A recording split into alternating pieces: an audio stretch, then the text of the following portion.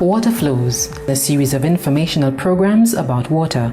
Water Flows will look at a number of issues: water conservation, preservation, purification, and sustainable use. Have you ever heard of grey water and black water? Black water has come into contact with fecal matter.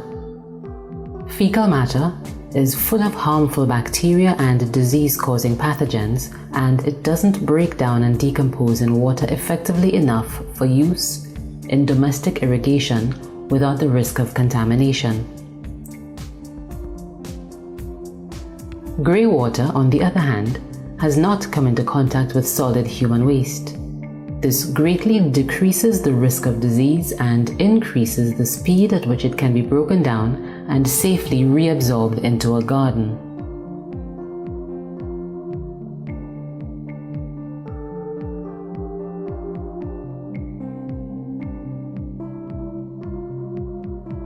Grey water may contain soap particles, fat and oil from cooking, as well as hair and even flakes of human skin. The exact contents of grey water depend heavily on the household producing it. Keep chemical contamination to a minimum by using environmentally friendly, biodegradable soaps and detergents wherever possible.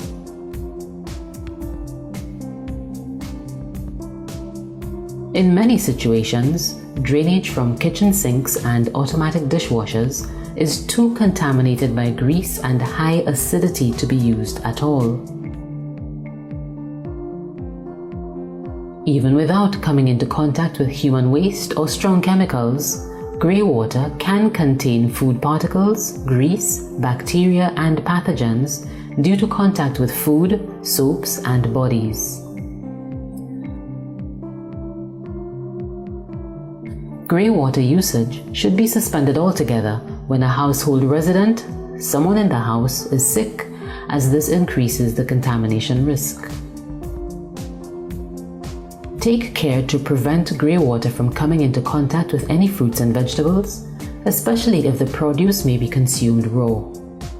Fruit and nut trees are generally considered safe picks due to the distance between the ground and the food, but all other food gardens are best irrigated with white water or rainwater.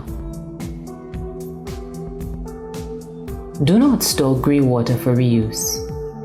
If grey water is collected and stored without treatment, it effectively becomes black water in as little as 24 hours.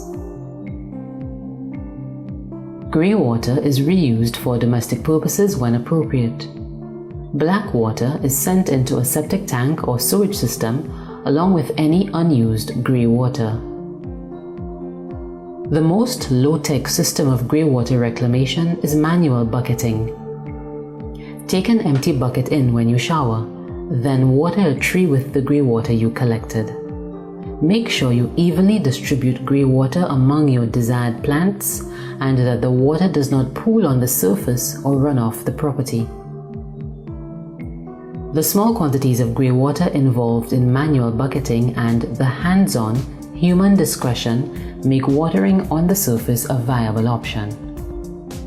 Until recently, many countries had no legal distinction between grey and black water, rendering most domestic reclamation efforts technically illegal. Australia and New Zealand have been ahead of the game for years, providing the local regulations, guidance and education needed for residents to make the most of their wastewater. Grey water reclamation is very user-specific. What works for one family might not work for another.